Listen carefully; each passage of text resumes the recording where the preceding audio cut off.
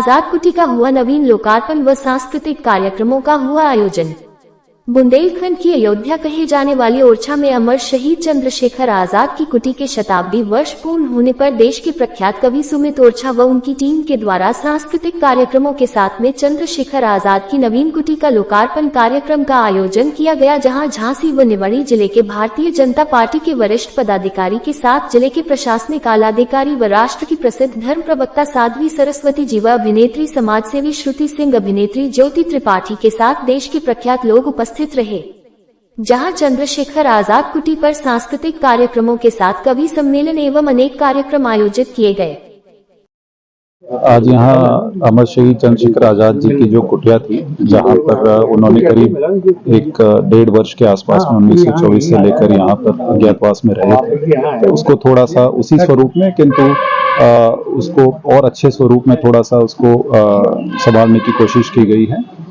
उसी के उपलक्ष्य में आज सभी लोग यहाँ पर आए थे। और भविष्य में भी यहाँ ये जो पूरा परिसर है, इसमें हम एक नया म्यूजियम भी स्थापित करेंगे और नया प्रोजेक्ट है भारत सरकार की सहायता से, इसमें नया म्यूजियम स्थापित करेंगे। इसमें चंद्रशेखर आजाद जी की जीवनी पर आधारित सभी जो तथ्य हैं इसको इस प्रकार से जो है प्रेजेंट किया जाएगा, ताकि जो टूरिस्ट देश और विदेश से आते हैं वो भी चंद्रशेखर आजाद जी के योगदान को खंड की धरती पर जिसने वंदे मातरम गाया था, बुंदेलो हर बोलों का जिसने निज गौरव मान बढ़ाया था, कली बरा बा जिसके प्रिय बुंदेली व्यंजन थे, बलवेदी पर चढ़ जाने को जिसकी आंखों में अंजन थे, ऐसे आजाद के चरणों में नित शीश झुकाता हूँ, बुंदेलखंड का बच्चा हूँ, पुरखों की गाथा गाता हूँ।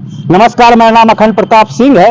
इस समय हम बुंदेलखंड की अयोध्या व पर्यटन नगरी कहे जाने वाले ओरछा में उपस्थित हैं, जहाँ पर आज चंद्रशेखर आजाद की नवीन कुटिया का लोकार्पण होना है। साथ ही में कवि सम्मेलन का यहाँ भव्य आयोजन किया जा रहा है।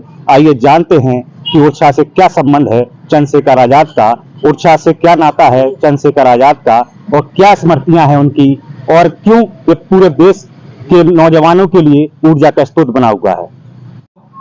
आप देश के प्रख्यात कवि हैं, हीरों की गाथा गाते हैं, और आज पूरे देश में ये जानना चाहता है कि इस स्थान का क्या महत्व है। कविता में कहूं तो यह वही कुटी है जिसमें आजादी के सपने बोए थे, यही भारती की पीड़ा पर 100 आंसू रोए थे। इसी कुटी में तप कर खुद को और अधिकता कड़ा किया, छिन्न भिन्न हो चुका संगठन इसी कटकुटी से खड़ा किया। जो देख रहे हम सुखमय वो संसार रहा इस कुटिया में, भारत की आजादी का आधार रहा इस कुटिया में। जिस पर नर नाहर लेटा था, ठीक वही ये कोना है, यही सुरक्षित आज तलक मिट्टी का एक बिछौना है। आजाद जी की जो मिट्टी के तकिया और मिट्टी के बिछौने की बात होती है, वो ओरछा के ही इसी कुटी का है। यही सुरक्षित आज तलक मिट्टी का एक बिछौना है। और क्यों था मिट्टी का बिछौना? मिट्टी का तकिया बासंती स्वप्न आने देता था, संकल्प देश की आजादी का दूर न जाने देता था। विपदाओं में संबल देता ये बुंदेली पानी है, इसी कुटी की दीवारों पर अंकित शौर्य कहानी है। यही कुटी है जिससे भारत करते वो आबाद रहे, यही कुटी है जिसमें अपने चंद्रशेखर आजाद रहे। अच्छा सुमित जी, ये कौन से सन की बात है, कितने साल चंद्रशेखर आजाद यहाँ पर रहे? 1924 में सबसे पहले चंद्रशेखर आजाद जी आए झांसी जी, और वहां पर मास्टर रुद्रनारायण जी के सहयोग से वहां पर आए और एक पंचर की दुकान पर पंचर का काम करने लगे, क्योंकि पहचान छुपा करके रहना था। तो सबको, क्रांतिकारियों को बड़ा कष्ट हुआ कि विपदा, क्योंकि अंग्रेजी हुकूमत काकोरी कांड के बाद उनके प्राणों की प्यासी थी। अंग्रेजी हुकूमत सिर्फ 3 लोगों से नाराज हुई, भयंकर वाली। वो थे सावरकर जी, वो थे चंद्रशेखर आजाद, वो थे नेताजी सुभाष चंद्र बोस। सबसे ज्यादा क्रुद्ध थी अंग्रेजी हुकूमत, तो इनकी जान हर कीमत पर उन्हें चाहिए थी, और इसलिए पूरी अंग्रेजी हुकूमत लगी हुई थी उनको पकड़ने में। तो झांसी में उनके ऐसा लगा कि यहाँ पर सेफ नहीं है, सुरक्षित नहीं है, प्रतिदिन पुलिस देख रही है, तो और पंचर बनाना पड़ रहा है पंडित जी को।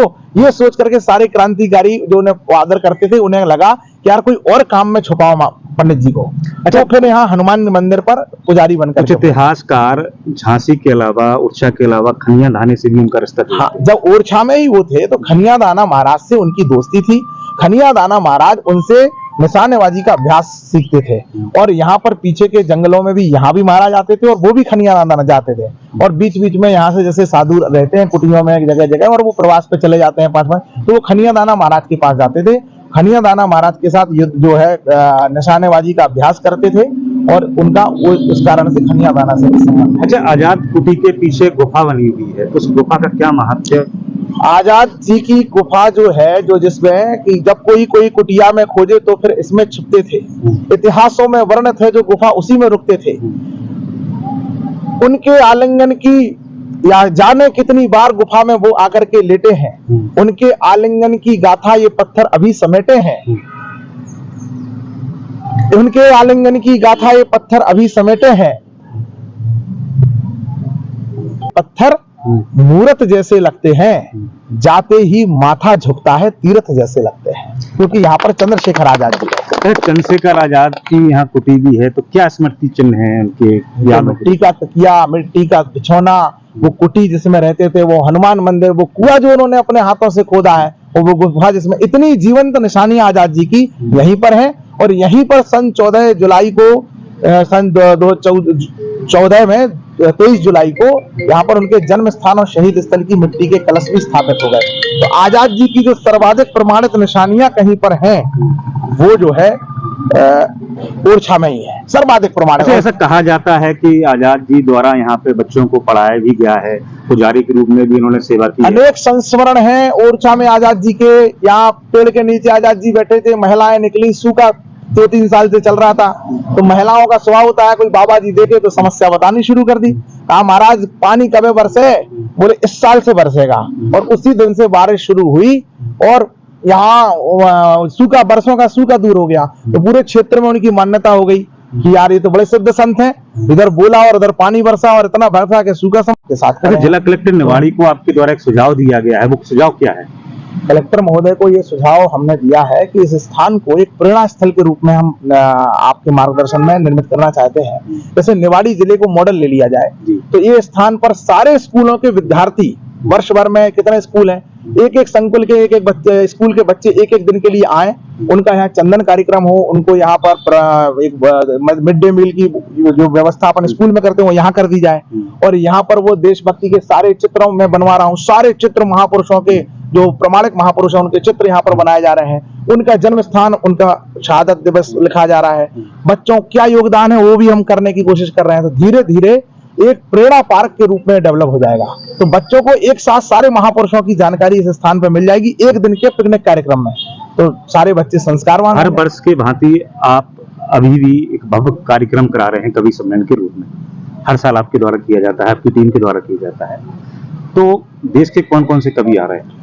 देश के बहुत सारे कवि आज हमारे बीच में पधार रहे हैं। जैसा मैं आपको धीरे सारे परिसर में होर्डिंग्स लगे हुए हैं, शंकर सुखवाल जी पधार रहे हैं। तो सबसे बड़ी बात है कि देश की प्रख्यात धर्म साधिका जो बाल कवित्री और बाल विदुषी के रूप में प्रख्यात हुई, उनका एक वीडियो बहुत पाकिस्तान के ऊपर बहुत छोटी उम्र में 5-6 वर्ष की आयु में वायरल हुआ था, साध्वी सरस्वती जी, वो आज के कार्यक्रम की हमारी मुख्य वक्ता है। बड़ी ओजस्वी तेजस्वी वो वक्ता है, धर्म प्रवक्ता है, राष्ट्र प्रवक्ता है, बहुत अच्छा उनका प्रबोधन रहता है। उनकी उपस्थिति है। हमारे कवि कमल आग्नेय जी देश के बहुत बड़े कवि हैं, लखनऊ से, लखनपुर से पधारे हैं। हमारी ज्योति त्रिपाठी मुंबई से पधारी हैं, बहुत अच्छी कवित्री हैं। और हमारे भाई नेहा नमन पंडित जो है दिल्ली से पधारे हैं। ऐसे बहुत सारे कवि हैं जो पधारे हैं। जगदीश प्रबोध जी हैं, ये पन्ना से पधारे हैं। तो और सारे कवि, दीपेंद्र सिंह जी हैं, विदिशा से पधारे हैं। तो बहुत सारे कवि, कुछ कवि हमारे ऐसे होते हैं जिनका भाव था कि हमें आना है, तो हमने किसी को मना नहीं किया, क्योंकि ये स्मारक आजाद जी का केवल मेरा नहीं है, इस सबके दरवाजे खुले हैं। तो जिसकी जो हमारे अतिथि कवि थे वो तो हैं ही, इसके अलावा जिन लोगों का भाव था कि हमें आजाद जी को जाकर के पुष्पांजलि, भावांजलि अर्पित करना, बोलते हैं। बुंदेलखंड के लोगों को आप इस स्थान से और देश के लोगों को क्या संदेश देना चाहते हैं?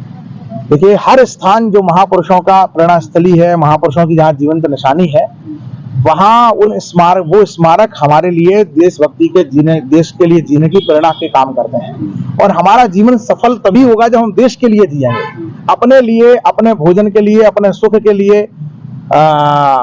तो जानवर भी जीते ही हैं, लेकिन जो समाज के लिए जिए, राष्ट्र के लिए जिए, वही जीवन है। तो वो जीवन जीने की प्रेरणा जिस स्थान से मिलती है, उन स्थानों को जुड़ना चाहिए, श्रद्धान्वित होना चाहिए। सब युवा कर रहे हैं। ये मयंक जी हैं, झांसी से व्यवसायी हैं, लेकिन ये काम कर रहे हैं, आजाद जी के लिए समर्पित है। तो सब देश भर से हमारे बैंक के प्रतिवर्ष आते हैं, जब से हमारा परिचय यही हुआ है इनसे। तो ऐसे युवा खड़े हो गए पूरे क्षेत्र से, जो इनके इस स्थान से लगाव हो गया और पहले पता ही नहीं था कि क्या हो रहा है। ऊर्जा का स्रोत हो गया है। धीरे धीरे लोग अब प्रतिदिन 200 से 250 लोग यहाँ पर फुटप्रिंट्स हैं, लोग आते हैं। आज से उनका संधारण शुरू किया जाएगा, लेखन शुरू किया जाएगा, कौन आ रहा है। 8 बजे से 6 बजे तक एक कुटिया खुलेगी, उसका एक समय निर्धारित होगा, सारी चीजें अच्छे। और यहाँ पर एक विजुअल डॉक्यूमेंट्री हम उसको रन करने वाले हैं कि आकर के आजाद जी आए तो हम तो हमेशा यहाँ खड़े नहीं मिलेंगे लोगों को, तो बताने के लिए वीडियो ऑडियो सब यहाँ रहेगा गाइड। तो वो ऑडियो गाइड में आप स्कैन करेंगे, आपको पूरी जानकारी इस स्थान के बारे में स्कैनर से मिलेगी। NBC टीवी चैनल से बातचीत करेंगे। आपका बहुत बहुत धन्यवाद, आपका चैनल बहुत आगे भी बढ़े। इस समय हम ओरछा में हैं। ओरछा में यह आजाद कुटी वह है जहां सन 1924 में चंद्रशेखर आजाद यहां पर रहे। अब हम लोग अंदर जाते हैं और देखते हैं कि इस आजाद कुटी के अंदर जहां पर चंद्रशेखर आजाद ने अपना जीवन बताया, वह आजाद कुटी किस प्रकार लगती है। तो ये आजाद कुटी है और यहां पर चंद्रशेखर आजाद लेटा करते थे। और आपको बताएं, यहां पर लिखा है कि जिस पर नर नाहर लेटा था, ठीक वही यह कोना है, यह सुरक्षित आज तलक मिट्टी का एक बिछोना है। आप देख सकते हैं कि चंद्रशेखर आजाद की यहाँ एक फोटो भी लगी हुई है और यहाँ पर चंद्रशेखर आजाद का जो शयन होता था और यहाँ पर वो अपने कुछ साथियों के साथ में देश को किस प्रकार से हम अंग्रेजों से मुक्ति दिलाएं, इसकी मंत्रणा करते थे। आप देख सकते हैं बहुत ही सुंदर कुटी है, जो सुमित उड़छा उनके साथियों के अथक प्रयास से इस कुटी का बहुत ही शानदार तरीके से नवीनीकरण किया गया है। आप देख सकते हैं वंदे मातरम भी यहाँ पे लिखा है, सुभाष चंद्र बोस भगत सिंह की फोटो भी यहाँ पे लगी हुई है। और आप देख सकते हैं कि बहुत ही सुंदर तरीके से फूलों को इकट्ठा करके और बिल्कुल एक माला में पिरोकर वंदे मातरम लिखा गया है। तो ये हिंदुस्तान के वो भारत माता के वो वीर जवान हैं जो आपको बताएं कि जिन्होंने देश की आजादी में अपना अहम एक रोल अदा किया और भारत माता को आजादी दिलाई।